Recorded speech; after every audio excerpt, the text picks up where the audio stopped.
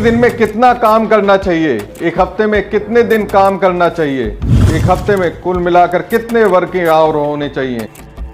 एक बड़े उद्योगपति ने जब कही मोदी की तरह अपने मन की बात, तो दीपिका पादुकोण को आ गया गुस्सा।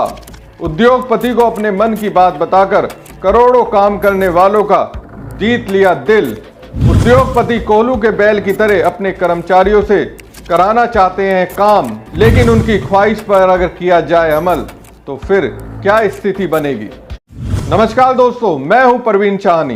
दोस्तों, इस बार मैं आपके सामने प्योर पॉलिटिकल मुद्दा तो लेकर नहीं आया हूं, लेकिन जो मुद्दा उठा रहा हूं वो राजनीति को तो प्रभावित जरूर करता है। दोस्तों, आजकल कंपटीशन का दौर है, हर कोई आगे बढ़ना चाहता है, ज़्यादा से ज़्यादा पैसा कमाना चाहता है, लेकिन पैसे कमाने की होड़ में बहुत कुछ पीछे छोड़ जाता है जिसकी उम्मीद शायद ही किसी ने की होगी।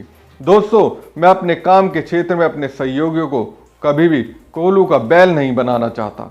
मैं अपने सहयोगियों के लिए वर्किंग टाइम का काउंट नहीं करता हूं। मैं देखता हूं एक दिन में जो भी काम किया गया उसमें गुणवत्ता कितनी रही।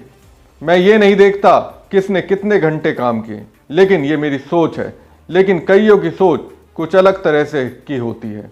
कईयों को लगता है कर्मचारी ज़्यादा टाइम वर्किंग आवर्स में रहेंगे तो बहुत ज़्यादा ही काम होगा, लेकिन मुझे ऐसा लगता नहीं है। ये मैं आपको सीरियसली बता रहा हूँ। दोस्तों, भारत के एक उद्योगपति हैं, फेमस हैं। अगर मैं कहूँ उनकी कंपनी कंस्ट्रक्शन के क्षेत्र में अहमियत रखती है तो ये गलत नहीं होगा, लेकिन उन्होंने प्रधानमंत्री नरेंद्र मोदी की तरह अपने मन की बात कह दी है। मोदी जी कहते हैं वो सिर्फ 2-3 घंटे सोते हैं, बाकी देश के लिए समर्पित है। लेकिन ऐसा भी समर्पण क्या जिसमें अपनों के लिए टाइमिंग ना हो, जगह ना हो, जिसको वक्त देना हो वो आपकी लिस्ट से बाहर हो जाए। अब ये जो उद्योगपति हैं वो मोदी जी की तरह बात कर रहे हैं, और मन की बात कहते हुए उन्होंने बॉलीवुड की फेमस एक्ट्रेस दीपिका को गुस्सा दिला दिया। उद्योगपति के मन की बात बॉलीवुड एक्ट्रेस दीपिका पचा नहीं पाई और उस उद्योगपति को तरीके से सुना दिया। हालांकि इस उद्योगपति से पहले इन्फोसिस के फाउंडर नारायण मूर्ति ने हफ्ते में 70 घंटे काम करने की सलाह दी थी, यानी 168 घंटे में से 70 घंटे काम करने की वकालत की थी और 98 घंटे कर्मचारियों को अपनी जिंदगी जीने का मौका दिया। तो नारायण मूर्ति एक दिन में 10 घंटे ऑफिस में बिताने की नसीहत दे रहे थे। इस बात पर खूब बहस हुई। अब एल&टी के चेयरमैन एस.एन. सुब्रमण्यन ने भी 90 घंटे काम करने की सलाह दी है, यानी 13 घंटे से ज़्यादा काम करने की बात कह रहे हैं। कर्मचारियों के नाम पर एक वीडियो संदेश में सुब्रमण्यम ने अजब सलाह दे डाली कि कर्मचारियों को सप्ताह में 90 घंटे काम करना चाहिए। वीडियो में जब उनसे पूछा गया कि एल&टी अपने कर्मचारियों से शनिवार को काम क्यों करवाता है, तो दोस्तों, सुब्रमण्यम ने जो कहा वो वाकई में चौंकाने वाला है और ये बताता है कि कैसे आम आदमी का शोषण होता है। ये तो एक बड़ी कंपनी की बात हुई, सोचिए छोटी कंपनी में क्या हालत होते होंगे। खैर, सुब्रमण्यम ने आगे जो कहा वो वाकई में और भी ज़्यादा चौंकाने वाला है। सुब्रमण्यम ने कहा, ईमानदारी से कहूँ तो मुझे खेद है कि मैं आपसे रविवार को काम नहीं करवा पा रहा हूँ। अगर मैं आपको रविवार को काम करवा पाऊँ तो मुझसे ज़्यादा खुशी किसी को नहीं होगी, क्योंकि मैं रविवार को भी काम करता हूँ। उन्होंने लिखा, घर पर छुट्टी लेने से कर्मचारियों को क्या फ़ायदा होता है? आप घर पर बैठकर क्या करते हैं? आप अपनी पत्नी को कितनी देर तक निहाल सकते हैं? पत्नियां अपने पतियों को कितनी देर तक निहाल सकती हैं? ऑफिस जाओ और काम करना शुरू करो। पता नहीं इतना बड़ा साम्राज्य इन्होंने कैसे खड़ा कर लिया। मूर्खों जैसी बात कर रहे हैं। इन महाशय का ये दावा है जितनों को पैसे दे रहे हैं वो सेटिस्फाइड लेवल में है। क्या एल&टी में काम करने वाले कर्मचारियों को इतनी रकम मिल रही है कि वो अपनी ज़रूरतों को पूरा कर पा रहे हैं? मतलब सोच देखिए, क्या गृह जीवन में सिर्फ पत्नी होती है? अरे भाई, ढेर सारे काम होते हैं। पत्नी के अलावा बच्चे होते हैं, माँ होती है, भाई बहन का परिवार होता है, समाज होता है। बाकी बचा काम तो घरों की ज़रूरतों को पूरा करने में चाहिए होता है। साहब बोल रहे हैं, एक दिन भी छुट्टी ना मिले। लालचपन का ये घिनौना चेहरा है। अब उन्हें बेसिक जिंदगी के बारे में पता भी चले तो कैसे चले? इनके घरों में बच्चों को संभालने के लिए मेड है, बाहर का सामान लाने के लिए भी कर्मचारी हैं। अब उस कर्मचारी के दर्द को कैसे पहचानेंगे? ऐसे लोगों को सेल्फिश कहा जा सकता है। खैर, बॉलीवुड एक्ट्रेस दीपिका ने अपनी इंस्टाग्राम स्टोरी पर पैट्रिक फेयर डिसूजा का एक पोस्ट शेयर करते हुए लिखा, एक ऐसा आदमी जो इतने बड़े पद पर बैठा है, उसका इस तरह का बयान काफी हैरान करने वाला है। इस पोस्ट में उन्होंने मेंटल हेल्थ मैटर्स के हैशटैग का भी इस्तेमाल किया है। ये साफ है कि दीपिका इस हैशटैग के जरिए कहना चाहती है कि मेंटल हेल्थ बेहद जरूरी है। बेटर अप में छपी एक रिपोर्ट के अनुसार ब्रिटेन के केवल 21% कर्मचारी ये रिपोर्ट करते हैं कि वो पूरे दिन प्रोडक्टिव बने रहते हैं। 8 घंटे की वर्किंग आवर में एवरेज काम करने का समय 2 घंटे और 53 मिनट है। यही स्थिति दुनिया के बाकी देशों में कर्मचारियों की भी रही है। रिपोर्ट में यह भी बताया गया कि हमारी नॉन स्टॉप जीवन शैली के कारण काम से संबंधित अतिरिक्त तनाव भी हुआ है। 48% कर्मचारियों ने बताया कि उन्हें समय की कमी महसूस होती रहती है। वहीं 52% ने कहा कि वो इस वजह से काफ़ी तनाव महसूस करते हैं।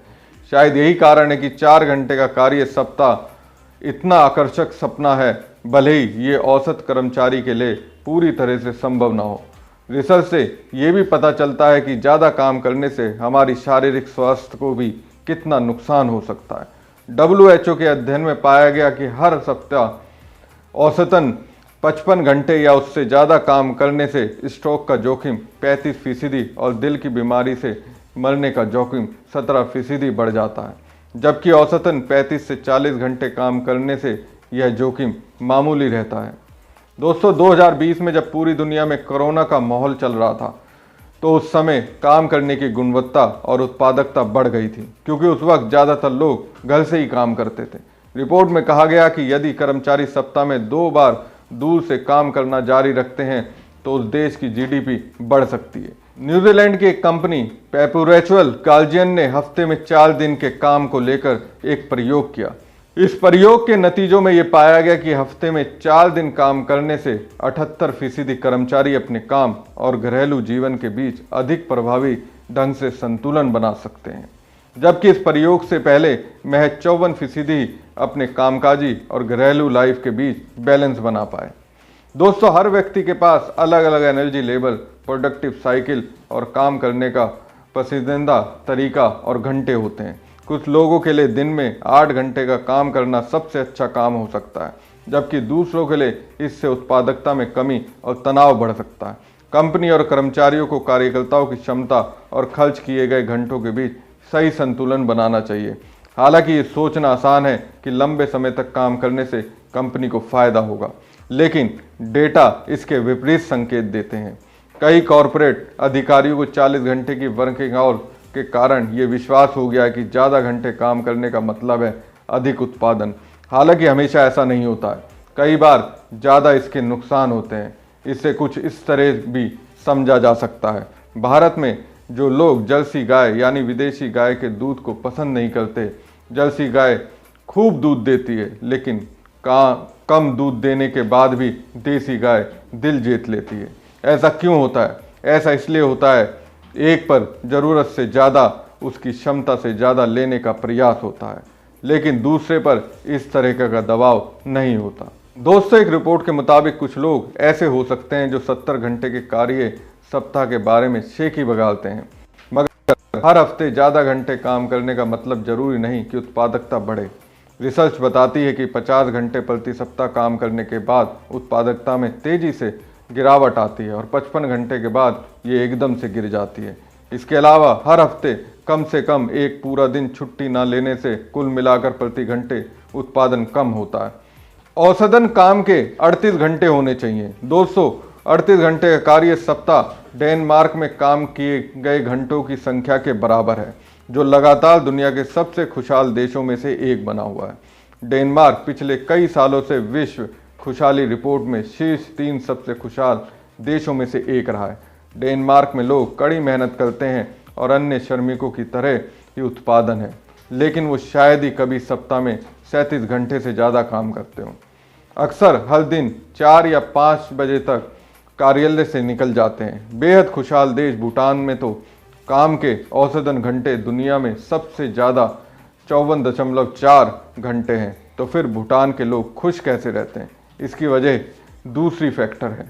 भूटान में अपराध की दर बेहद मामूली है। यहाँ संघर्ष, आंदोलन या बवाल नहीं होता। हर ओर शांति बनी रहती है। वहाँ के लोग अपने परिवार के साथ ज़्यादा समय बिताते हैं। वहाँ भारत जैसे देशों की तरह दूसरी टेंशन नहीं बनी रहती। यानी परिवार के बीच एक पल के वक्त बिताना, आधी टेंशन तो वैसे ही ख़त्म हो जाती है। अब एल&टी के चीफ जो दावा कर रहे हैं वो ये बताने के लिए काफ़ी है कि वो परिवार से कितने दूर हैं। दोस्तों, हमारी इस खबर को ज़्यादा से ज़्यादा लाइक और शेयर कीजिए और देश को मजबूत करने का रास्ता अपनाएं ताकि दबाव मुक्त होकर हर क्षेत्र में लोग काम कर सकें।